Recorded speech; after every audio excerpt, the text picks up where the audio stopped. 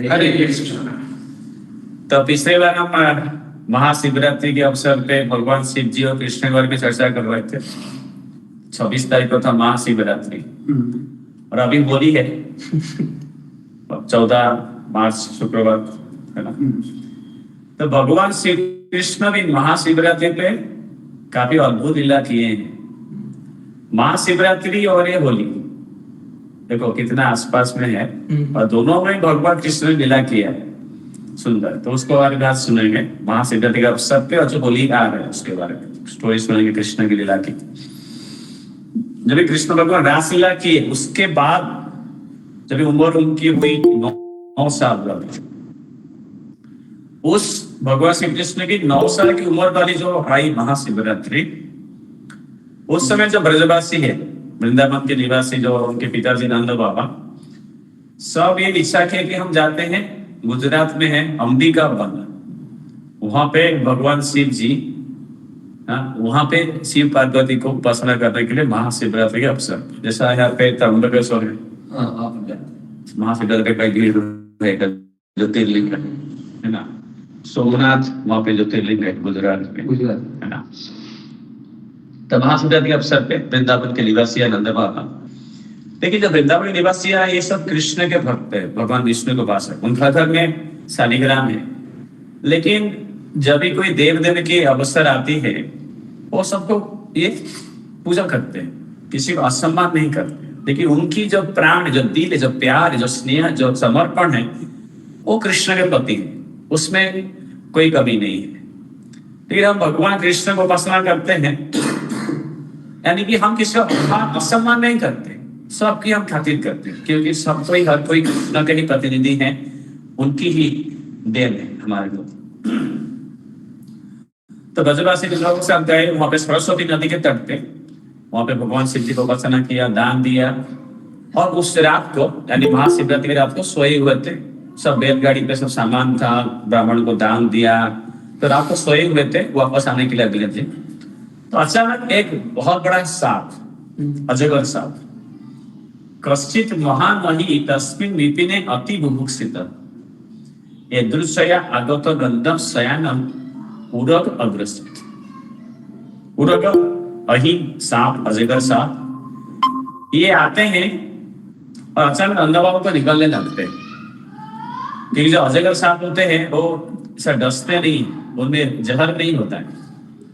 वो सिर्फ जो बड़े बड़े बकरी है या बड़े बड़े प्राणी है, यहाँ तक कि मनुष्य, उनको, इंसान को भी निगल सकते हैं, और निगल के अपने पेट के अंदर उनकी जो रस रहता है, जो ताकत, उसके हिसाब से उनको पूरा हजम कर देते हैं बड़े बड़े अजगर जो है।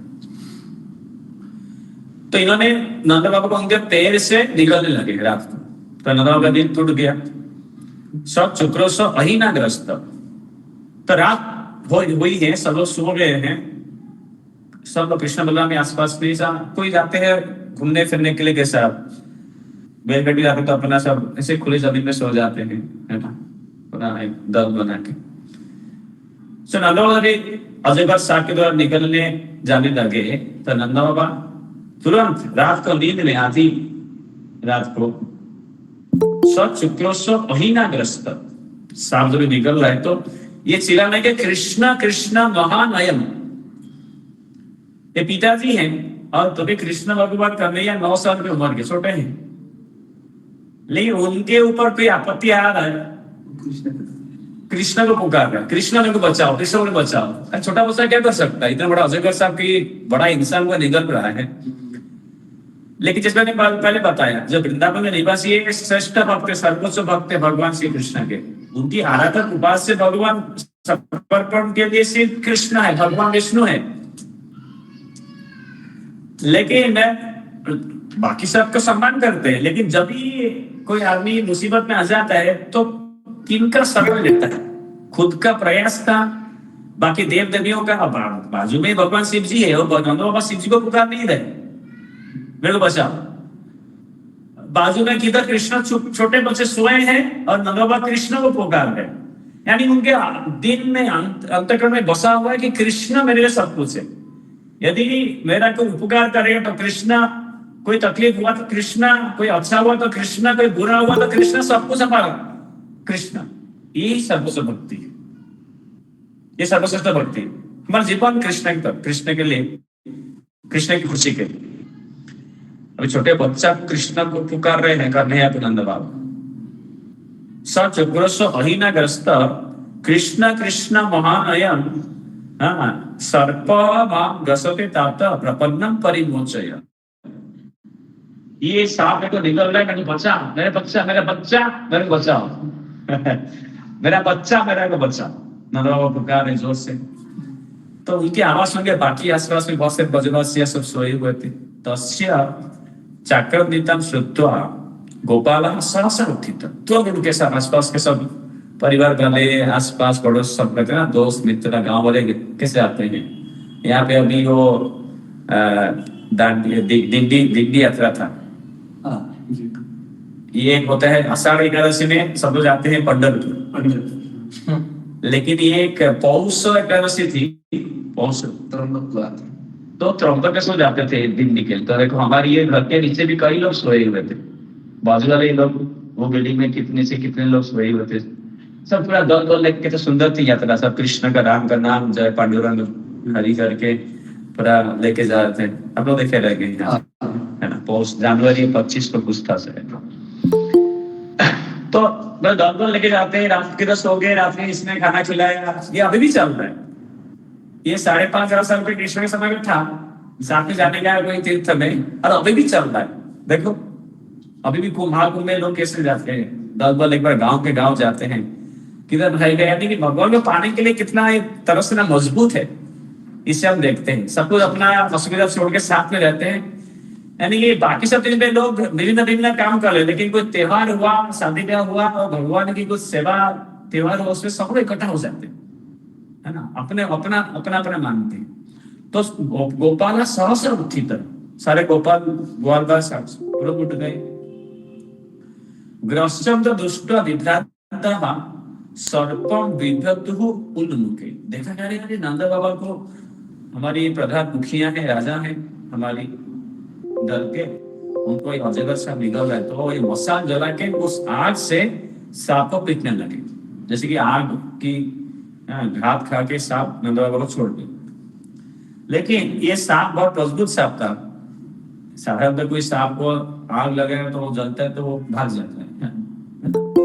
ये जानबूझ के अलाते दह्यमानोपि नामुंच पुरंदर, फिर भी ये नंद बाबा का पेड़ को निगलना छोड़ दिया है। कितना भी पीटो उसको आग से, मसाल से, कितना अद्भुत सांप था वो क्यों जानबूझ के निकल रहा था। मैं मरूंगा, लेकिन ये नंद बाबा को पेड़ को छू के मरूंगा।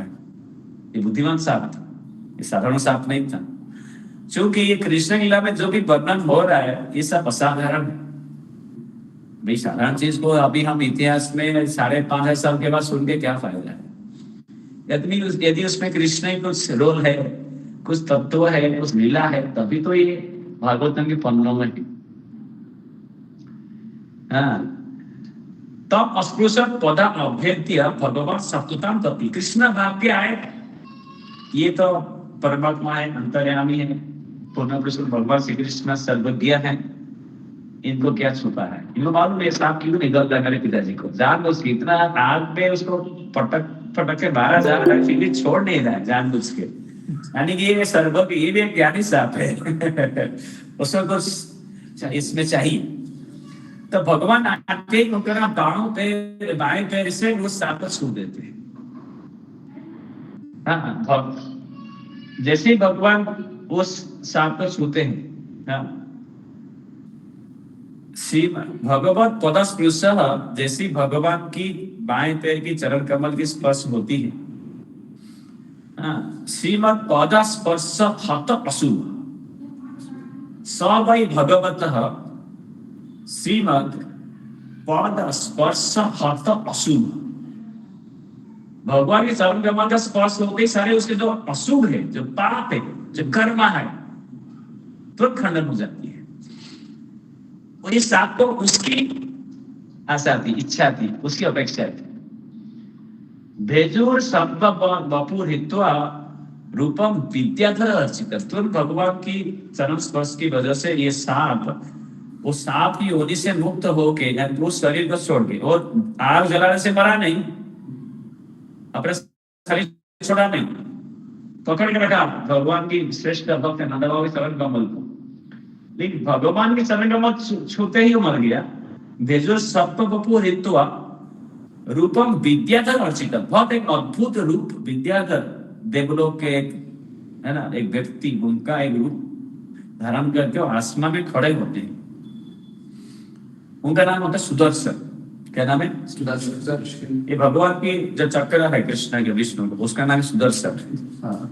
सुदर्शन, दर्शन यानी कि देखना, दर्शन शास्त्र, दर्शन शास्त्र, सुदर्शन यानी कि अच्छा दिखना।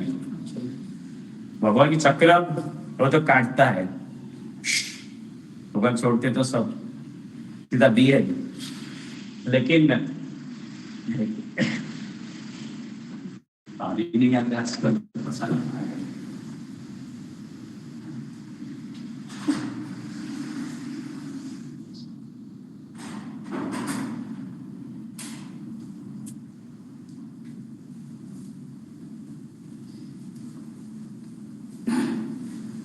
लेकिन कोई अस्त्र शस्त्र बुलेट है जिसको मारता है वो सबको डर लगता है, लेकिन भगवान जो चक्र है उसका नाम, उनका नाम सुदर्शन। यहाँ जगन्नाथ जी के पास में सुदर्शन देखिए, सुदर्शन भगवान जगन्नाथ जी के बाएं तरफ सुदर्शन एक व्यक्ति है, ये अस्त्र है भगवान की। भगवान छोड़ते हैं भक्तों की जो अपराधी है उनके प्रति, तो उनके लिए खतरा है, लेकिन भगवान के भक्तों के लिए सुदर्शन देखने के लिए बहुत सुंदर, क्योंकि भगवान के भक्तों को हमेशा सुरक्षा प्रदान करते, इसी नाम है सुदर्शन। इनका भी सुदर्शन था क्योंकि ये अद्भुत रूप पा रहे थे, सुंदर देखने के लिए थे, है ना। तो तब अस्पृश्यत, अस्पृश्यत इसी के इसी, है ना, प्रपन्नम समुपस्थित, वो आप आसमान में खड़े होके हाथ जोड़ के कृष्ण को प्रणाम कर रहे थे। सब देख भयानक, इतना घटिया योनि साप, कैसे तुम मेरे सुंदर पुरुष से कैसे मिला? तो सुदर्शन बताते हैं उनके उत्तर भगवान श्री कृष्ण को, और भगवान कृष्ण सबके सामने ये वार्तालाप कर रहे हैं सबको सुनने के लिए, और उनके माध्यम से जैसे हम सुने कि मैं I was a handsome guy, I was very handsome, बहुत मैं सुंदर, है ना, बड़ा देखने के लिए बहुत सुंदर था, ऐसा बोलने के लिए आजकल की भाषा में हैंडसम गाय। तो विमान में उठ के उड़े जा रहे तो देखा कि कहीं पे आश्रम में ऋषि विरूपान अंगिरस, बहुत सारे ऋषियां हैं, ऋषि मुनियां हैं, अंगिरस ऋषि, लेकिन वो सब अपंगा है, देखने के लिए बहुत बदसूरत है, किसी का दाढ़ी है, पूरा हाथ टेढ़ा बड़ा है, ऐसा मुंह टेढ़ा है, कोई झुक गया है, बूढ़े हैं, और तपस्या कर रहे जंगल में किधर। इतना घटिया उनको कोई देख के चाहेगा ही नहीं, पसंद नहीं करेगा।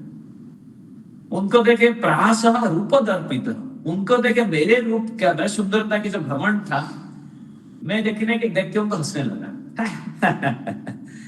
कि जो ज्यादा सुंदर होता है उसको हर कोई स्नैप लेते हैं, फोटो खींचते हैं उसके साथ, है ना, कोई एक्ट्रेस एक्टर है उसका सेल्फी खींचने के लिए लोग भागते हैं, लोग अपना रूप बदल के अलग अलग कपड़ा पहन के सब डालते सोशल मीडिया में, उसमें लाइक्स पाते हैं, जितना लाइक है उतना सारा पैसा भी मिलता है आपको, फिर वो मॉडल बन के फिर आपको अलग अलग ब्रांड बेचने के लिए भी आता है ना, अपना सब ये सब चलता है। सिर्फ रूप का ही इतना भाव है, अच्छा दिखने का भाव है, और भी चाहते थे हमें अच्छा दिखे, तो ये बहुत ही अच्छा दिखने वाले थे, तो उनके मन में गर्व था।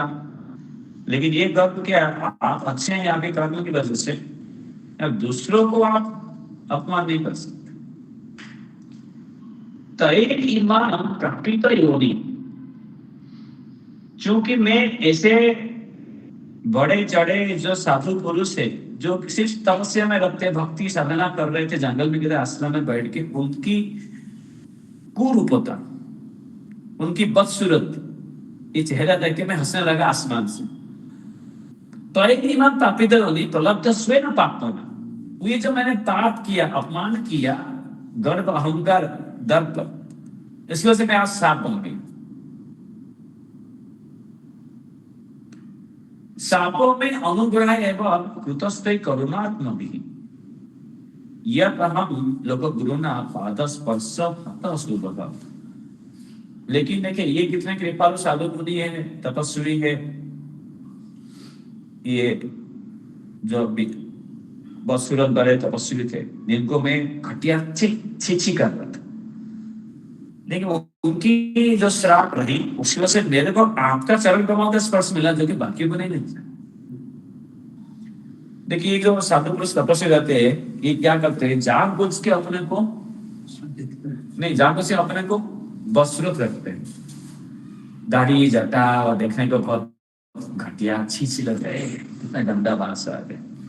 हमारे इधर गौर कृष्णदास बाबाजी महाराज भगवान श्री कृष्ण बड़े आचार्य है, गुरु है, ये जपा करते थे, चैंटिंग करते थे, भगवान निरंतर जपा करेंगे, लेकिन दूर किधर जंगल में टॉयलेट के पास बैठ के, टॉयलेट के पास जानबूझ के,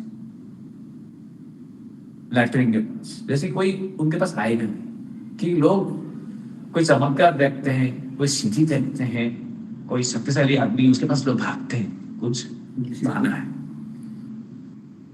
तो ये जो जन समाज में हमारी खातिर है, ये हर किसको चाहिए, लेकिन साधु पुरुष तो कि इस संसार से परे जाना चाहते जन्म मृत्यु को, उनके लिए बाधा है भक्ति में, आराधना, साधना, तपस्या में भगवान को पाने के लिए।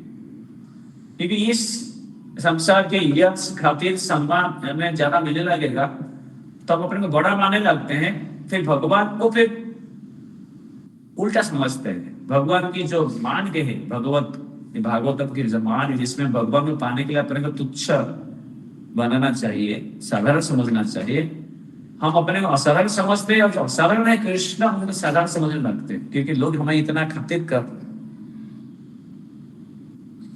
तो जाप के साधु लोग अपने को बसलत रखते हैं, राय नहीं है, छोड़ दिया, कि शरीर के प्रति भी आसक्ति नहीं है, लोग कोई नहीं देखे, कोई पास में ही नहीं आएगा।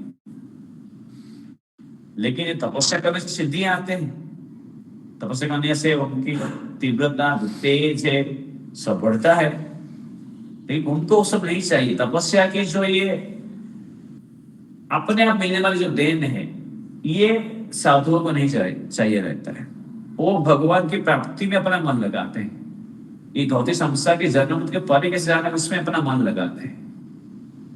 भक्ति के जो रस है, कृष्ण की भजन की जो रस है, उसकी रस संसार की यश सम्मान खाते, उससे उनको लगता है ये सब, जैसे कि हम सुबह उठते हैं, हम अपना शरीर को खाली करते हैं, मल त्याग करते हैं, जो भक्त अगर रहते हैं वो कृष्ण की, उनको इस संसार की यश लगता है कि मल त्याग, मल जैसा है, विष्ठा, स्टूल, गंदा बास लगता है, जिसके लिए लोग तरसते हैं कि लोग मेरा गुणगान करें, मेरा नाम ले, मेरा यश करे, मेरा सोशल मीडिया पे लाखों करोड़ों लाइक्स हो, फॉलोअर्स हो, सब्सक्राइबर्स हो, और भी मेरा फोटो देखे, मेरा सम्मान करे, मेरा नाम गाए।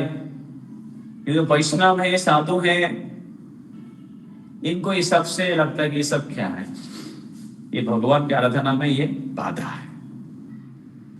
तो इनकी रूप बहुत अच्छा था, इन्होंने असम्मान किया, अपमान किया, अपने का गर्व जो अहंकार था उसकी वजह से बोले कि इस अहंकार की वजह से इन्होंने मेरा श्राप नहीं दिया। इस साधु को जानते भी नहीं, कोई हमें देख के हंस रहा है, वो किधर आश्रम में जंगल में क्या करेगी। सातों में अनुग्रह है,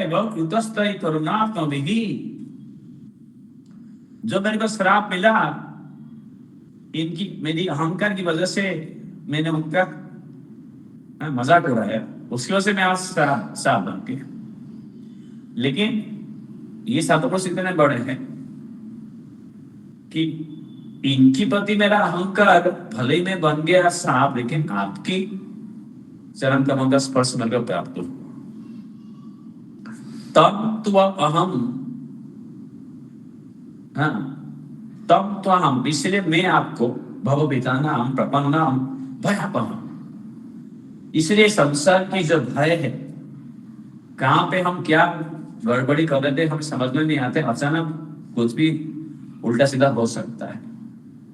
आपरुच्य शाप निर्मुक्त पादस्पृश अमित, इसलिए मैं अभी सीख गया, मेरे को एक शिक्षा प्राप्त हुई। मैं संसार में आया हूँ, इधर भी रहूंगा। मेरे को अपनी ये उपाय मिला है कि यदि कोई भी चीज सुरक्षित है इस संसार में, वो है आपका चरण कमल। उसके सिवा और कुछ भी गारंटी नहीं है सुरक्षा का, कोई भी चीज का।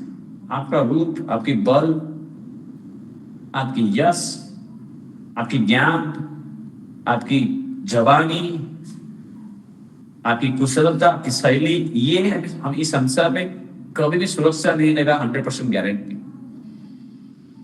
हम कुछ भी, कोई भी हो जाए, बड़े बड़े ये देखिए, बड़े स्वर्गवासी, स्वर्ग निवास करने वाले विद्यानंद है, सिर्फ उनकी अहंकार रूप की उनको श्राप की होली में परिणत कर देता है। इसीलिए वो बोल रहे हैं, तम तो हम भवहिता नाम प्रपन्नाम भयंकर, संसार भय से भरा हुआ अलग करके आप्रोचे साप निर्मुक्त पादस पुरुष अमेम।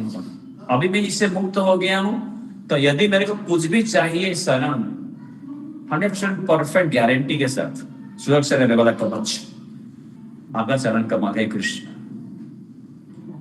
प्रपन्नोस्मि महायोगी महापुरुष सतपति अनुजानी माम देव सर्व लोके लोकेश्वरेश्वर। इसलिए मैं अभी आपकी अनुमति प्राप्त करके यहाँ से जाना चाहता हूँ। जिधर भी रहूंगा मैं, वाड़ा में हो, संभाजी नगर हो, मालेगांव हो, जलगांव हो, तलेगांव हो, जो भी इधर भी है, तंबे के सोलह, मुंबई हो, दिल्ली हो, स्वर्ग हो, नरक हो, जिधर भी मैं रहूं, हमेशा मैं आपकी चरण और शरण, चरण की शरण उसमें रहूं। नहीं तो बाकी सब डरावना है, भयावह, कुछ भी गारंटी नहीं है सुरक्षा हमेशा के लिए। विमुक्तः ब्रह्मगंधा सद्यस्ते अच्युत दर्शनार्थ। जैसे आपका दर्शन हुआ, मेरा जो भी दंड मिला था, सजा, उससे मुक्त हो गया। यह नाम गुरुनाम अखिलन स्तोत्रु नात्मा नमे मच्छ सद्य पुनाति की भूया पदास्पृश्य हिते। भाई, जिनकी एक बार नाम ग्रहण करने से कृष्ण की, यदि हम आतुर होकर पुकारेंगे कृष्ण की एक नाम, हमारी लाखों करोड़ जन्म के सारे जो कर्म है ये खंडन हो सकते हैं, सारे पाप राशि कृष्ण की एक नाम से।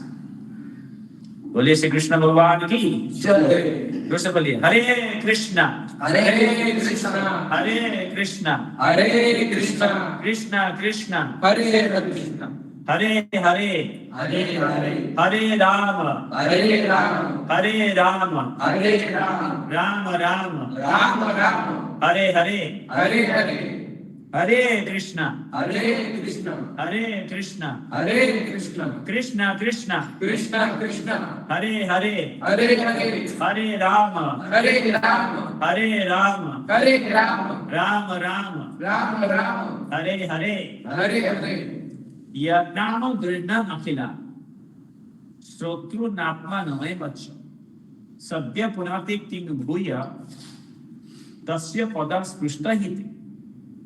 जिनकी एक बार नाम ग्रहण करने से आदमी का, इंसान का, कोई भी जीव का, क्योंकि श्राप साफ है, उसको मनुष्य में आने के लिए योनि में उसको अनेक समय लगता था, क्योंकि हमारा एक जो आत्मा है, हमें आत्मा है, हम कितने, हमारे यहाँ पे योनियां हैं कितने, 84 लाख योनियां हैं, 84 लाख स्पेसीज ऑफ लाइफ है ना, ये जानते हैं।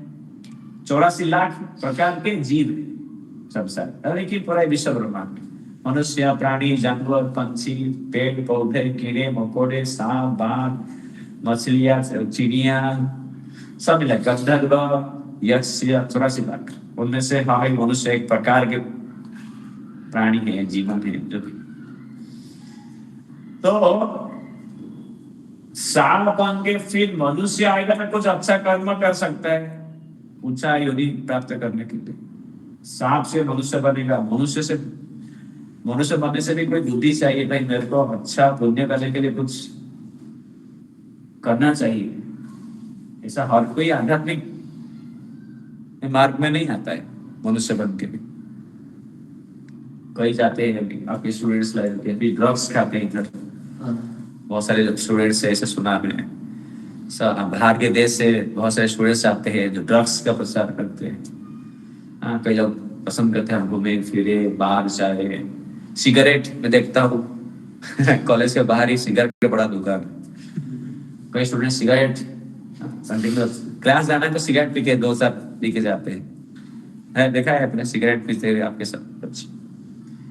तो मनुष्य बन के यहाँ पे कृष्ण के पास आएंगे तो बहुत ही कम लोग है ना।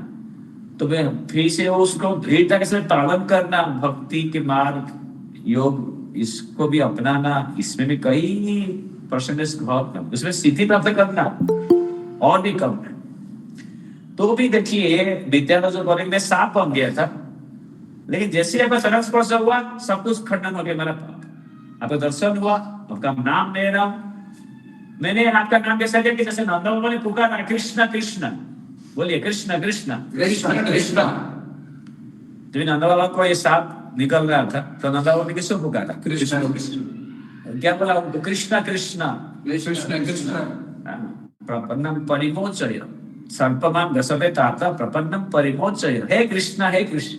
बच्चे को अपना पिताजी पुकारे, बच्चा बच्चा बचाओ, कृष्ण पुकारे। तो जब नंदा बाबा ने कृष्ण कृष्ण किया तो ये सांप को एक कृष्ण कृष्ण सुनाई पड़ा।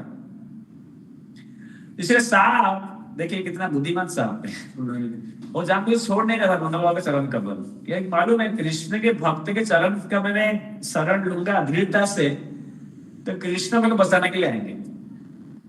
पुकार है कृष्ण कृष्ण। ये कृष्ण कृष्ण सांप की जो योनि है उसके अंतःकरण में कृष्ण के नाम घुस रहा है। इसी जब हम यहाँ पे कीर्तन करते हैं कृष्ण के नाम लेते हैं, न केवल हम अपने को शुद्ध करते हैं बल्कि कृष्ण के नाम की सुनने से आसपास से जो पेड़ पौधे हैं कीड़े मकोड़े सबको फायदा होता है। इसलिए जो हरिदास ठाकुर है हमारे नामाचार्य ये बोलते कि जोर से कीर्तन करना युग धर्म है, इससे श्रेष्ठता है। तो वही चीज विद्याधर बता रहे कृष्ण के नाम, ये नाम गृहण अखिला, जिनकी नाम ग्रहण करने से कृष्ण की सांप तो पुकार नहीं पा रहा था लेकिन यह सुन रहा था।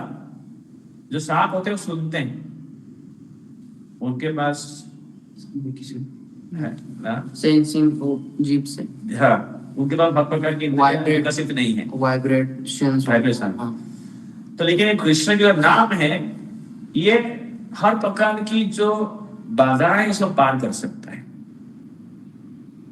तो सांप की जो आत्मा है अंतःकरण जो विद्याधर सुदर्शन है उनकी अंतःकरण जो इस पाप से वो बंध गए थे, लेकिन श्री नंद बाबा की शुद्ध पुकार से कृष्ण के प्रति कृष्ण का नाम सुनने से और भगवान चरण कमल से ये शुद्ध हो गए और बन गए जैसा उनकी स्थिति थी।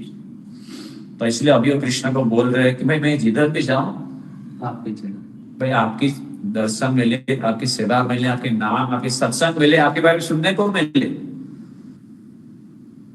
आपका दर्शन मिले, आपकी महाप्रसाद मिले, आपकी गंगा जल भगवान की चरण कमल से निकलती हुई जल है त्रिवेणी संगम का, ये हमें मिले, ये सुरक्षा कवच है।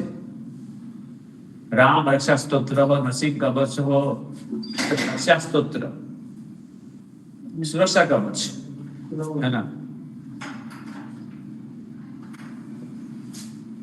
आखिर में यही हमारी सुरक्षा कवच है कृष्ण। बाकी सब सुरक्षा कवच हमें धोखा दे सकता है ना। बहुत मत करिए, खुला रखिए। तो जब ये घटना होगी महाशिवरात्रि के दिन, ये महाशिवरात्रि दिन एक लीला हुई थी वृंदावन में कृष्ण भगवान की।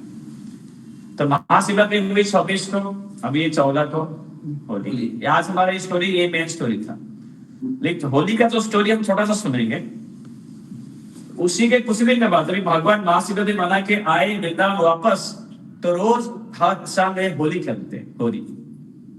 जब हमारा अभी अगले 4-5 दिन में ही होली है, आप सब घर जाएंगे होली मनाएंगे और रंगीला पानी छिड़केंगे। तो वृंदावन में ये होली बहुत बड़े पैमाने में माना जाता है।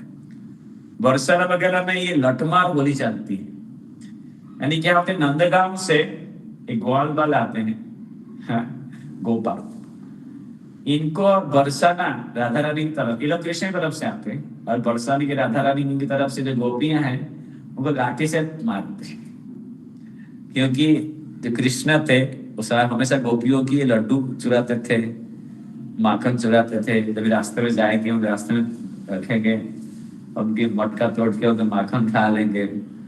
तब गोपियां गोपाओं को हमेशा, है ना, प्रेम का एक संबंध रहता है।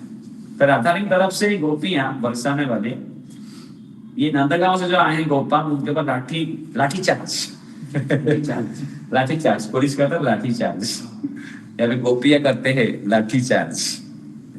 सुंदर लगता है बहुत, रंग फेंक रहे हैं, मिठाई बांट रहे हैं और प्रेम का माखन छिड़क रहे हैं। लठमार होली 40 दिन का चलता है होली। बसंत पंचमी शायद वहां से शुरू होती है, उससे पहले शुरू। बसंत पंचमी था फरवरी में शायद, अभी मार्च, है ना, खत्म हो गए होली 4 दिन के।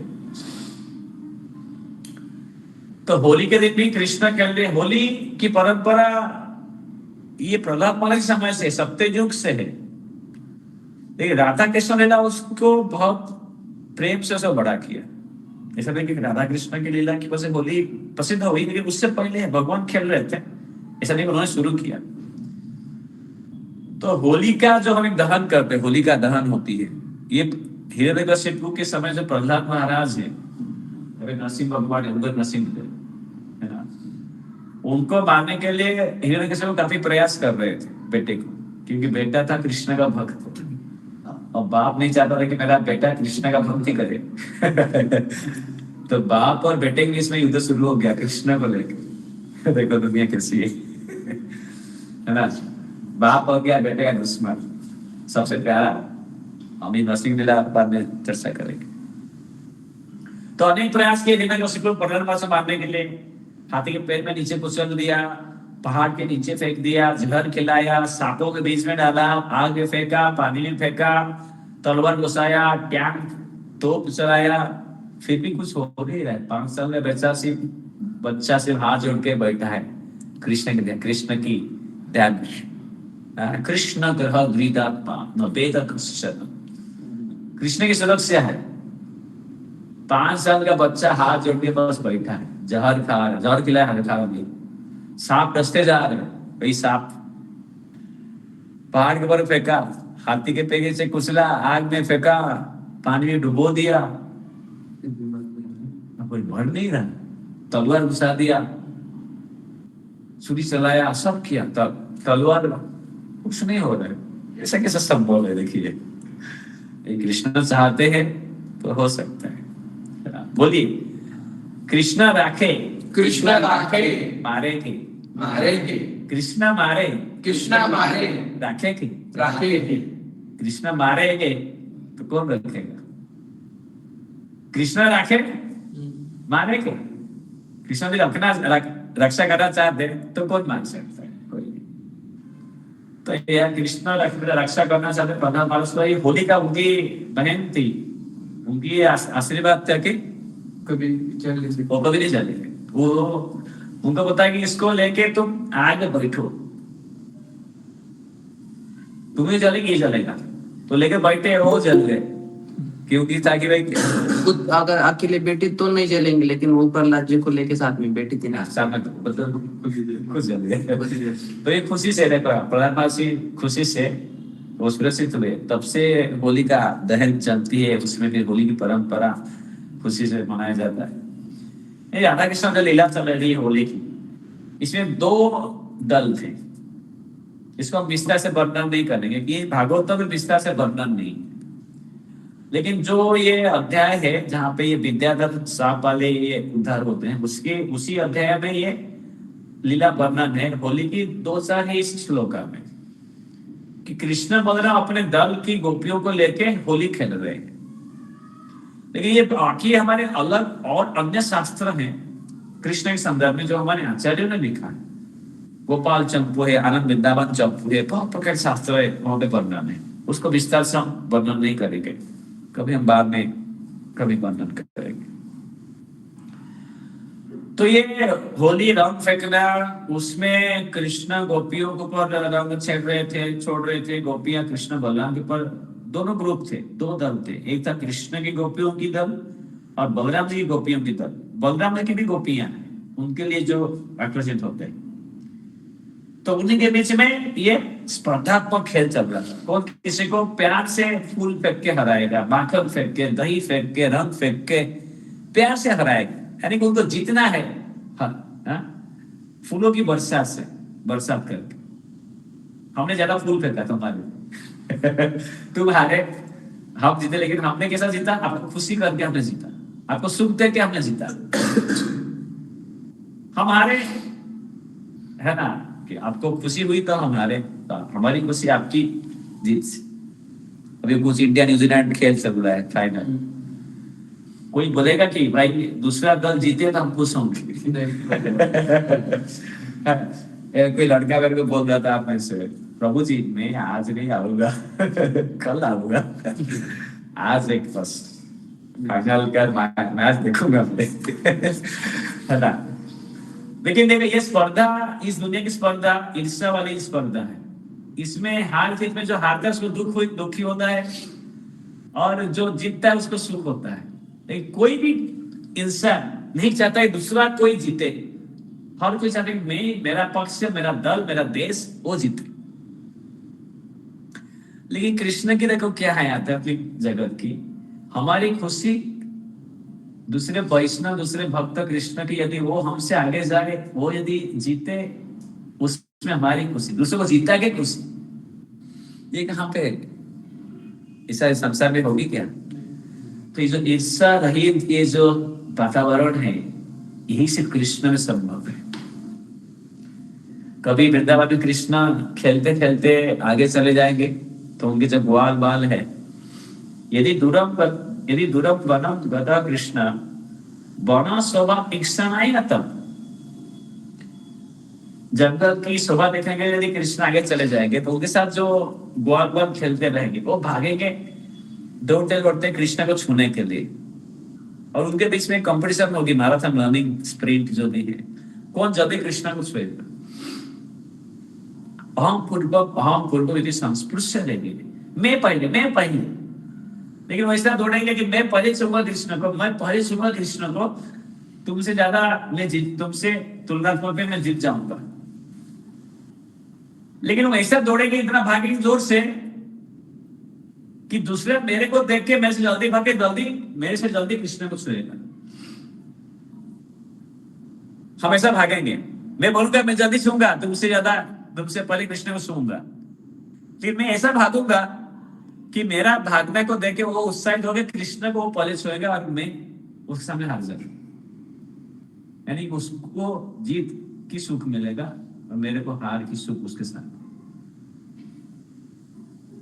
ये कह रहे हैं ईर्ष्या रहित, ईर्ष्या विहीन, ईर्ष्या शून्य ये भक्ति की मार्ग है। इसमें कोई स्पर्धा किसी को हराने का, किसी को खींचने का, किसी को दबाने का, किसी की प्रगति का सहेज नहीं कर पाना, ये सब शून्य है कृष्ण के भक्ति की मार्ग। इसलिए इसमें रस है, इसलिए मार्ग में हर कोई कृष्ण के लिए, कृष्ण की सुख के लिए, कृष्ण की खुशी के लिए हम सब मिलकर कृष्ण की खुशी करें, कृष्ण गुणगान करेंगे, कृष्ण यश करें। इसलिए देखिए हमारे भारत है, अलग अलग राज्य में कितने प्रकार की भाषाएं हैं, हाँ, लेकिन ऊपर से लेकर आगे तक हर प्रकार लोग इकट्ठा हैं। महाकुंभ में 65-70 करोड़ कितने प्रकार के लोग हैं, विभिन्न प्रकार के, इतनी भाषा की विभिन्नता है, फिर भी लोग इकट्ठा है। ये देखिए अभी यूरोप करके कोई वहां पे एक महादेश है, वहां पे एक भाषा को लेकर छोटा देश हो गया है। तो हर जैसा देश उतना ही, लेकिन उसमें रखेंगे आप 40-50 देश, अलग 50 देश, यूरोपियन यूनियन। तो एक जो चीज इकट्ठा करता है वह इस प्रकार की आध्यात्मिक साधन।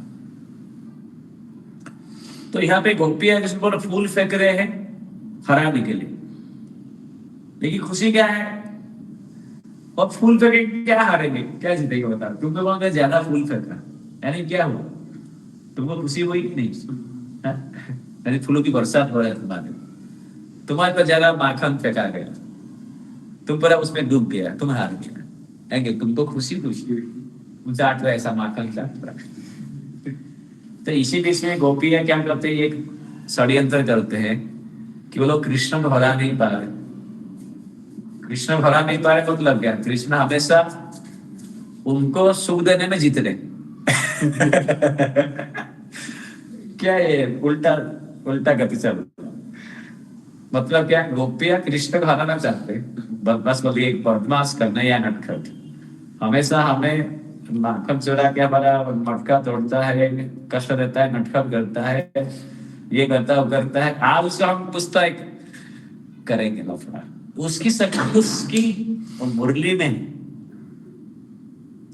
यदि हम उसकी मूली चुरा लेंगे तो उस शक्ति में हो जाएगा, तो हम उसका पकड़ के हाथ दबोच देंगे, सीधा फूलों की भंडार में से दबोच देंगे, माखन में डुबा देंगे।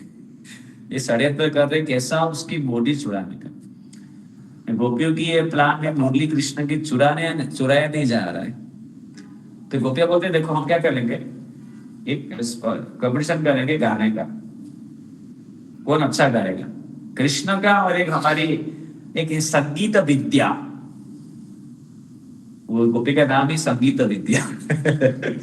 यानी संगीत की जो विद्या है उसकी अधिष्ठानी देवी स्वयं वहां पे है, गाने वाले वहां पे। तो ये सब करके कि उसी बीच में हम क्या करेंगे, वो कृष्ण मंदिर हार गए प्लानिंग, और उसके मुरली को हम रखेंगे बेड पे, है ना, ऐसा उनकी चल रहा है कहानी। ये विस्तार से वर्णन, इसका हम विस्तार से वर्णन नहीं करेंगे। तो कृष्णा गाते हैं, ये गोपी गाती है, और गोपियां बोलती है, ललिता विशाखा सब लोग बोलते हैं कृष्ण तो हार गया, ला तेरा मुरली, जबरदस्ती। कृष्ण बोले मैं हारा नहीं, मैं ठीक से गया, इसने बराबर से मेरे मैचअप नहीं कर पाया। जब भी इस प्रकार की प्रेम की लीला चल रही है कृष्ण गोपियां बनाकर इसमें, तभी होली के दिन कृष्ण के 9वां साल में एक शंखाचूड़ करके राक्षस आक्रमण करता है वृंदावन। कौन? शंखाचूड़। होली के ठीक उस समय ये क्या करता है, अनेक गोपियों को लाठी की भय दिखा के कृष्ण बलराम से, लाखों गोपियां हैं, उनको लेके सुंदर सुंदर बोलते हैं चलो भाई मैं लेके जाता हूँ भोग करने के लिए। ये सुंदर लड़कियां क्या एक ही दो ही पुरुष के पास क्यों घूम रहे, हट, ये सब मेरे होने चाहिए। उसके माथे में एक मणि था, शंखचूड़, सुंदर मणि था। ये यक्ष थे, कुबेर के अनुचर थे। सारी गोपियां डर के कृष्ण कृष्ण बलराम बलराम के चिल्लाते हैं। कृष्ण बलराम कहते हैं अनेक लड़कियों को और गोपियों को ये लेके शंखचूड़ भागे जा रहा है। तब अनुधावत गोविंद यत्र यत्र से धावती, तो कृष्ण बलराम उसके पीछे करने लगते हैं। कृष्ण एक साल की पेड़ उखाड़ के इसके पीछा करते हैं बलराम के साथ। तो ये शंखचूड़ गोपियों को छोड़ के भाग जाता है। कृष्ण बोले बलराम को आप इनकी गोपियों को रक्षा करो, मैं जाता हूँ उसकी मणि चुरा के उसको मार के वापस आऊंगा। तब अनुधावत गोविंद स यत्र यत्र धावती, है ना। इत अविदूरे गच्छन, बिना बिना ज्यादा दूर जा प्रयास किए कृष्ण फटाफट से पहुंचते हैं। हाँ, और इसका जो सिर पे जो मणि है कृष्ण की, उसके ऊपर लक्ष्य था। भगवान एक मुष्टिना जहां उस एक मुट्ठी से उसकी सिर तोड़ के उसको मार के उस मणि को ले आते, और मणि को लेके सारे गोपियों के सामने कृष्ण बलराम को देते। तो सबको लगता है कि गोपियों की मेरे को ये मणि मिलेगा,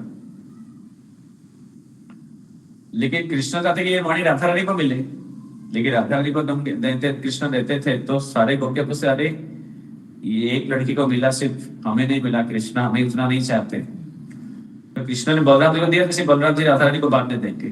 किसी के बीच में मुझसे बड़ा नहीं हूँ कि मैं स्पेशल नहीं हूँ, मैं स्पेशल हूँ, ऐसा वो भेदभाव नहीं करने के लिए कृष्ण सबके पास समान व्यवहार करने के लिए बलराम जी को मणि दे देते हैं। तो ये शंखचूड़ जब भी मारे जाते हैं, उसी के बीच में जब कृष्ण भागने लगते हैं, कृष्ण की मुरली गिर गया है तो फिर चुरा लेते हैं। कृष्ण आते हैं तो मुरली कैसे वापस पाते हैं। बड़ा विस्तार से वर्णन है होली की खेल, ये बहुत सुंदर लीलाएं हैं, थोड़ी हम विस्तार से बाद में चर्चा करेंगे।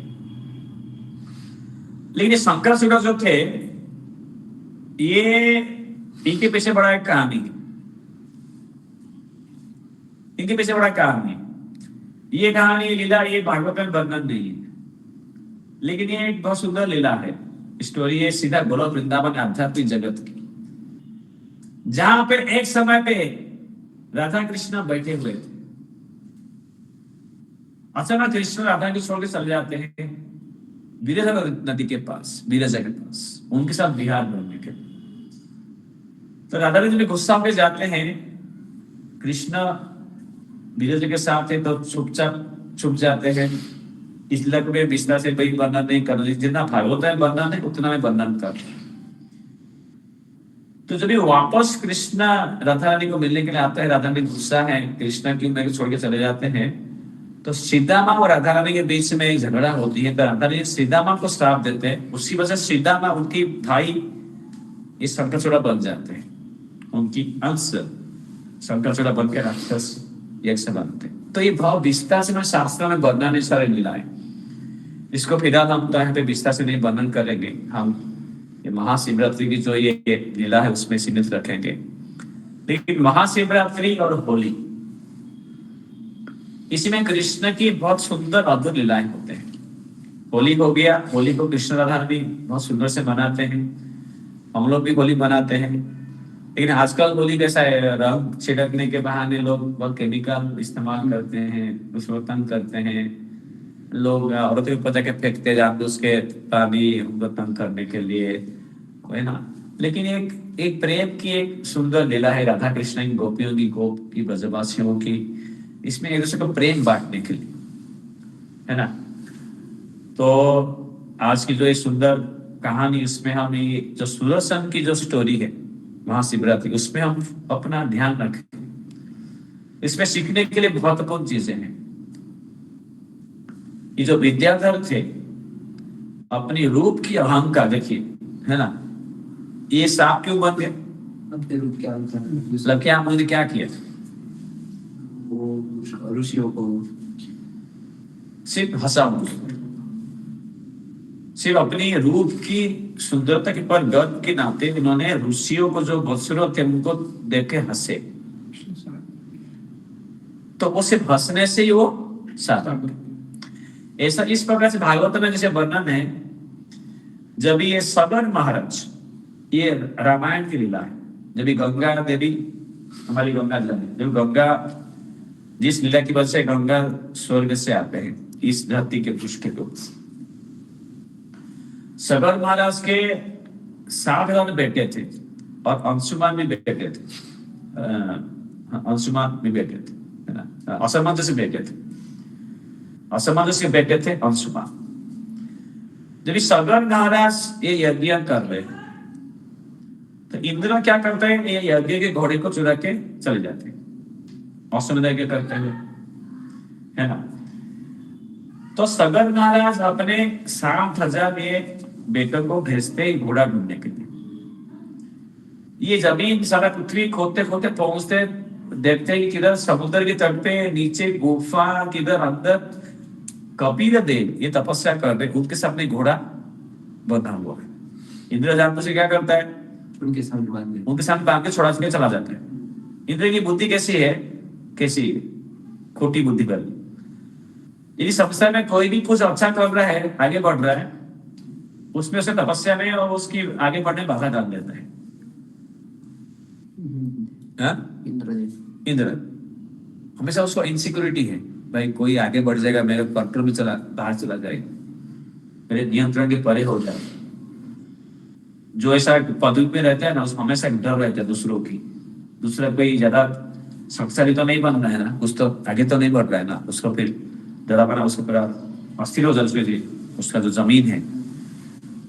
ऐसा हर जगह है, न केवल इंद्र में, हर जगह ऐसा है। हर कोई ऐसा अस्थिरता सृष्टि करता है दूसरे के जीवन में।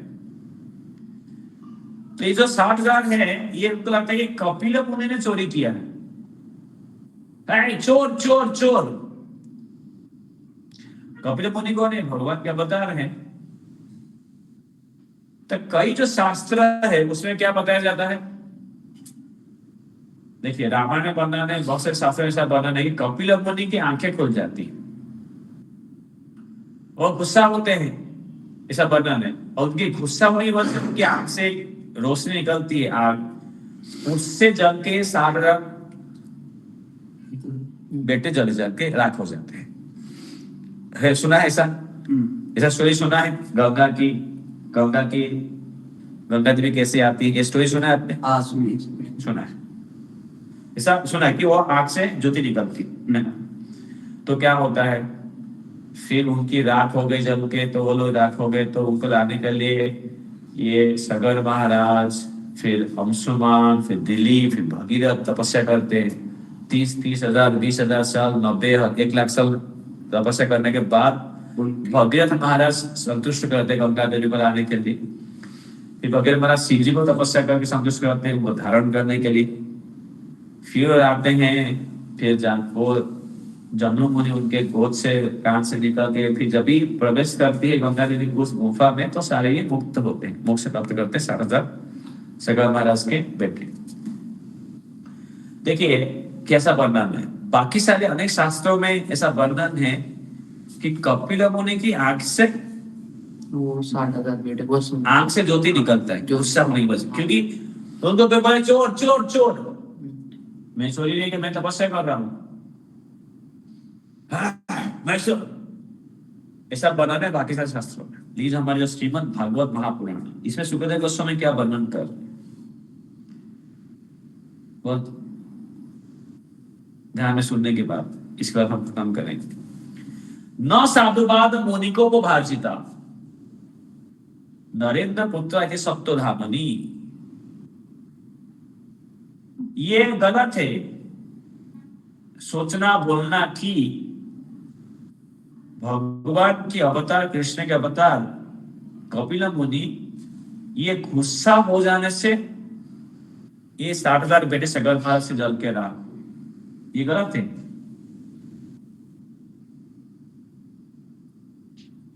ये गलत है। वो क्यों जल के राख हुए? सिर्फ वो जो अपराध किया एक अवतार भगवान की पति कि चोर चोर, ये अपराध हुई ना, सिर्फ अपराध की वजह से अपने आप ये वो जल के राख हो गई जो अपराध किया। ये वर्णन श्रीमद् भागवत में, क्योंकि ये वर्णन कर रहे कि भगवान के अवतार उनमें यह तमो और रसो भावितम जगत पवित्र अपनी खे रजो। देखिए आसमान है, जमीन में कार ट्रक चलते हैं जो धूल उड़ता है, क्या ये धूल आसमान को खराब कर सकता है? आसमान कितना बड़ा है, थोड़ा धूल उड़ता है। ऐसे ही ये भगवान के अवतार ये कथा तमो रोष भावित जगत पवित्र आत्मा खेल अजब, ये अहंकार गर्व ये सब से परे ये पवित्र आत्मा है, परमात्मा कृष्ण, उनको सम्मान असम्मान कुछ फर्क नहीं पड़ता। जितना कृष्ण भी प्रभावित नहीं होते हैं ये मान सम्मान गाली दोष और स्तुति से, उतने ही उनके जो भक्तगण हैं, तो ये तो साक्षात भगवान का अवतार है कपिल मुनि, तो उनके भक्त ही प्रभावित नहीं होते सम्मान असम्मान अपमान गाली गुलाज और यश खातिर स्तुति से, कुछ फर्क नहीं पड़ता, क्योंकि ये कृष्ण के रस में भावित है। उनको ही सम्मान अपमान की जगत की दोष देखना, इस ईर्षा से भरा हुए संसार की किसी प्रति कुछ खातिर नहीं। लेकिन हम उनके प्रति जो अपमान किया वो अपराध की वजह से हम वो लोग अपने आप जल के राख, ये भागवत वर्णन में। बाकी शास्त्र क्या बता रहे, उनके आंख से होती निकली, लेकिन भागवतम बोले कि गलत है, ऐसा नहीं हुआ। इसलिए भागवतम में और बाकी शास्त्रों में बहुत फर्क है। यहाँ पे हम सुदर्शन है जो अच्छी क्या दिख रहा है, इस साधु मुनि जानबूझ के अपने वस्त्र रखते हैं जैसे कोई उनके पास जाए नहीं खातिर करने के। तो बाकी लोग बोलेंगे यानी उन्होंने श्राप दिया, कोई साधु श्राप नहीं देते, क्या मुझे क्या फर्क पड़ा, अच्छा मैं अपने भक्ति के रस में साधना में मग्न, इसे तो जानबूझ से जंगल में रहते जाते हो, दूर रहते हैं संसार की ये हार जीत की खेल से दूर रहते हैं वैष्णव। हम जो अपराध करते हैं किसी श्रेष्ठ पुरुष के प्रति, कोई साथी के प्रति, कोई भगवान के प्रति, इसी से हम नष्ट होते हैं खुद।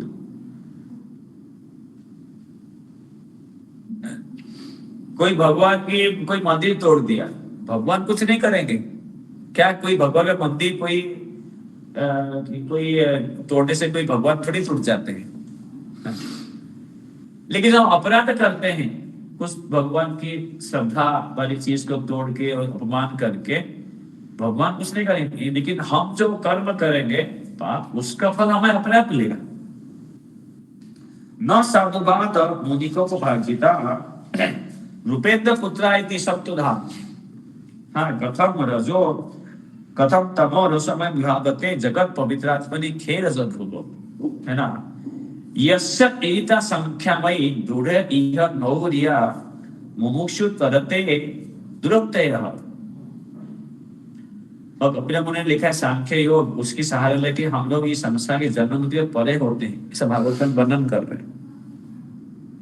यस्य एता सांख्यमयी दृढ़ इह नौर्या मुमुक्षु तरते दुरक्तयः भवानवं दुरक्तयं विपश्चितः।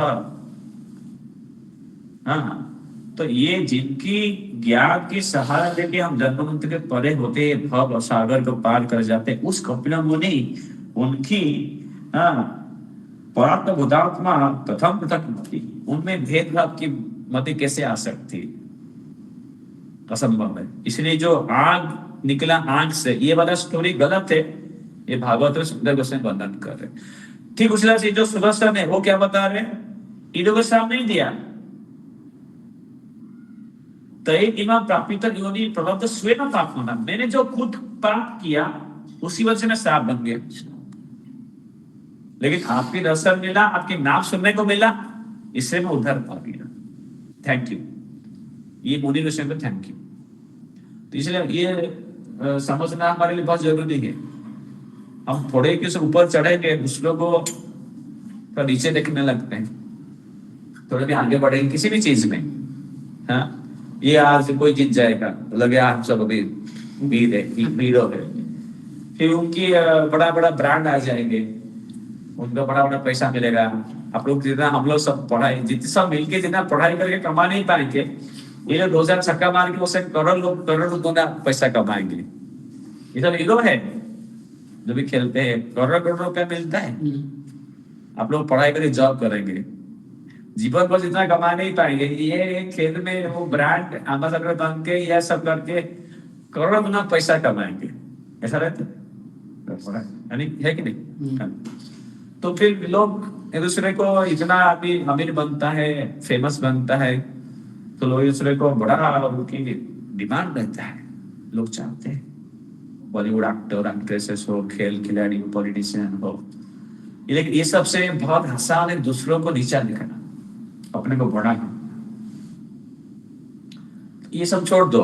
हम कोई भी चीज में कुछ भी श्रेष्ठ होंगे तो दूसरे को नीचा दिखने लगे। लेकिन ये जो आध्यात्मिक साधना की मार्ग है उसमें बहुत एक बड़ी बाधा है। इसलिए जो चैतन्य महाप्रभु भी हमें शिक्षा दे रहे कि कृष्ण की भक्ति में श्रेष्ठ है ना, आगे बढ़ना है तो ये एक मंत्र है। मंत्र यानी कि ये एक मार्ग, इसको जरूर अपनाना जरूरी है। क्या है? बोलिए सब लोग। तिनात अपि सुनिचेन, बोलिए तिनात अपि सुनिचेन, तरोर इव सहिष्णुना, अमानिन मानदेन, कीर्तनीय सदा हरि। बोलिए तृणात अपि सुनिचेन, तरोर अपि सहिष्णुना, अमानिन मानदेन, कीर्तनीय सदा हरि। बोलिए तृणात अपि सुनिचेन, अपने को एक तिनके से भी ज्यादा तुच्छ मान,